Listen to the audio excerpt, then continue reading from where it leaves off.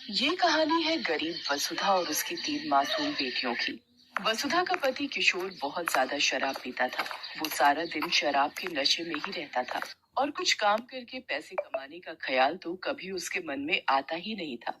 दूसरी तरफ वसुधा चाह कर भी खुद घर से बाहर काम के लिए नहीं जा सकती थी, क्योंकि अपनी बच्चियों को वो किसी के भरोसे नहीं छोड़ सकती थी।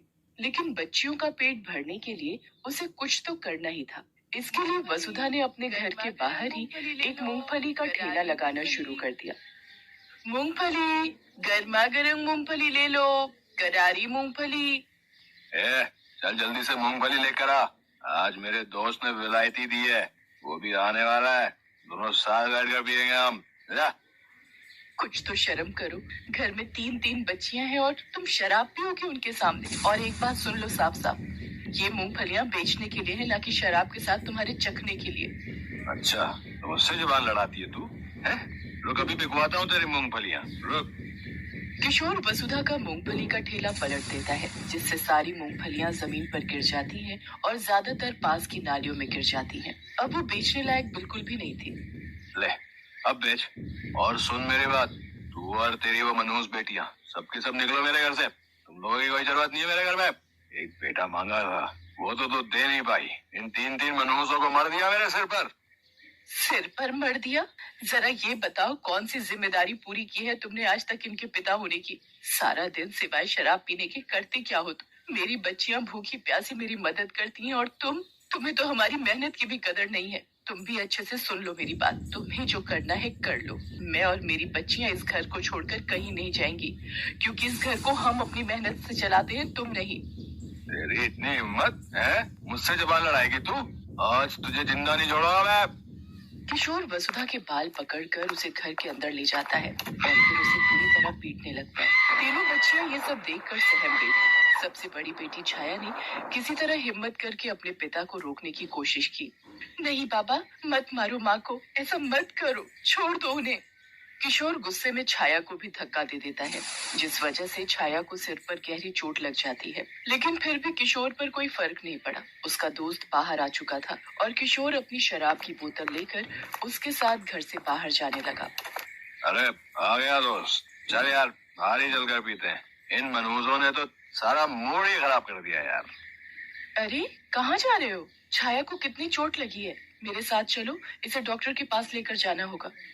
वसुधा की बात को अनसुना कर किशोर वहां से चला जाता है। छाया जमीन पर बेहोश पड़ी थी और दोनों छोटी बच्चियां विभा और दीक्षा बुरी तरह से रो रही थी। किशोर के मारने की वजह से वसुधा खुद उठकर खड़ी नहीं हो पा रही थी, लेकिन फिर भी उसने हिम्मत की और दोनों बच्चियों को प्यार से समझाकर घर में रहने को कहा। इसके बाद वो छाया को लेकर अस्पताल पहुंची, जहाँ डॉक्टर कामिनी ने छाया का इलाज किया और कुछ ही देर में छाया को होश आ गया।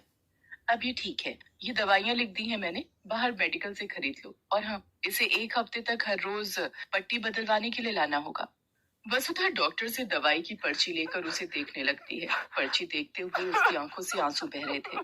ये देखकर डॉक्टर कामिनी ने वसुधा से पूछा, क्या हुआ? तुम रो क्यों रही हो? कोई परेशानी है क्या? मैडम जी, मैं बहुत गरीब हूँ।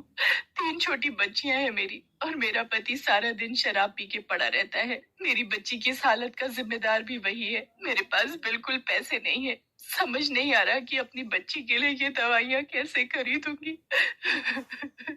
ये कहकर वसुधा जोर जोर से रोने लगती है। डॉक्टर कामिनी को वसुधा पर दया आ जाती है। वो अपने पास से वसुधा को सारी दवाइयाँ दे देती हैं, वो भी मुफ्त में।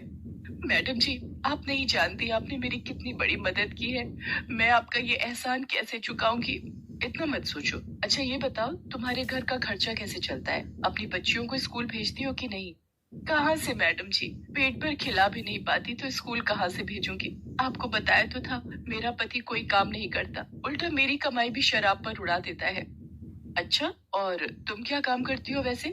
मूंगफली का ठेला लगाती हूँ, लेकिन आज तो वो भी उस करम जले ने सड़क पर पलट दिया। कल बेचने के लिए कुछ भी नहीं है मेरे पास, पता नहीं क्या होगा।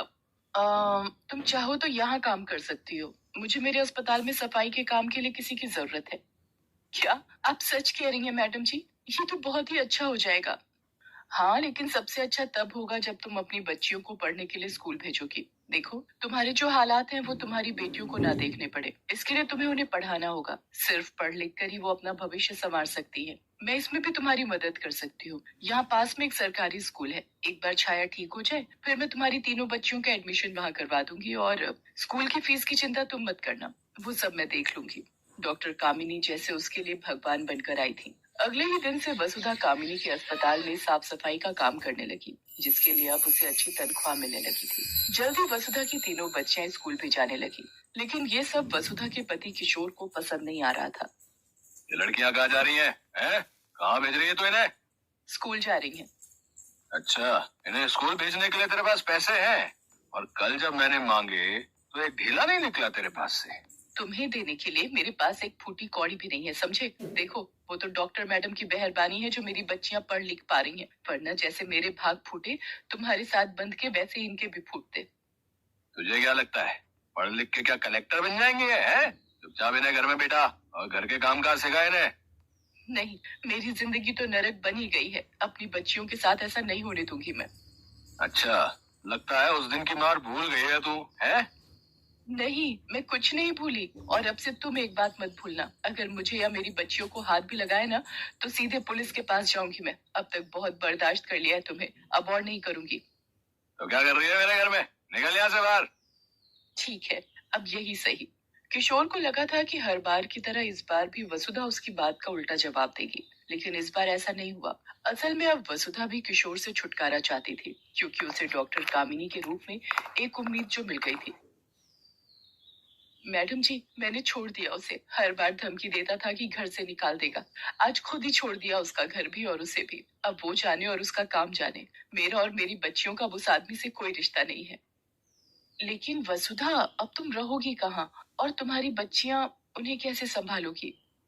अब तक भी तो अकेले ही सब कुछ संभाल रही थी मैडम जी। मैंने यहाँ अस्पताल के पास में ही एक कमरा किराए पर ले लिया है। मेरा आना जाना भी आसान होगा और बच्चियों की भी चिंता नहीं रहेगी। वसुधा की बात सुनकर डॉक्टर कामिनी मुस्कुराने लगती हैं और फिर दीवार पर लगी अपनी माँ की तस्वीर को देखने लगती हैं। तस्वीर देखते हुए उनकी आंखें नम हो जाती हैं। मैडम जी, क्या हुआ? आंख में कुछ चला गया क्या?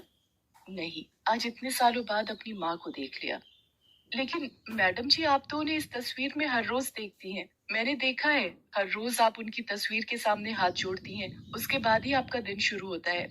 नहीं, तस्वीर में नहीं, आज तुम में देख लिया मैंने उन्हें। वसुधा, आज जो तुमने अपनी बच्चियों के लिए किया है, कई साल पहले ठीक वैसा ही मेरी माँ ने मेरे लिए किया था। मैं जानती हूँ ये फैसला तुम्हारे लिए कितना मुश्किल रहा होगा। हाँ मैडम जी, मुश्किल तो था, लेकिन सच कहूँ तो आपसे ही हिम्मत मिली है मुझे। वैसे मैडम जी, आप तो इतनी बड़ी डॉक्टर हैं, तो ये सब जो आप बता रही हैं वो कैसे, मतलब? तुम्हारी और मेरी माँ की कहानी बिल्कुल एक जैसी है वसुधा। आज मैं और मेरी दोनों छोटी बहनें जो कुछ भी हैं, मेरी माँ की वजह से ही है। ये देखो, ये मेरी छोटी बहन शालिनी है, आज ये कंप्यूटर इंजीनियर है, और ये सबसे छोटी बहन मालिनी, ये एक प्रोफेसर है। हम भी बहुत गरीब थे, हमारे पिता भी हमारे लिए सिर्फ मुश्किलें ही लेकर घर आते थे, लेकिन मेरी माँ ने अपनी मेहनत से हर मुश्किल को छोटा कर दिया और हमें आज इतना बड़ा बना दिया। मुझसे वादा करो वसुधा, तुम भी कभी अपने कदम पीछे नहीं हटाओगी, कभी अपनी बच्चियों का साथ नहीं छोड़ोगी, जैसे मेरी माँ ने हमारा नहीं छोड़ा। वसुधा ने डॉक्टर कामिनी की तरफ हाथ बढ़ाया और सिर हिलाकर हाँ कहा। उस वक्त भले ही उसकी आंखों में आंसू थे, लेकिन उसके इरादे अब पहले से भी ज्यादा मजबूत हो चुके थे।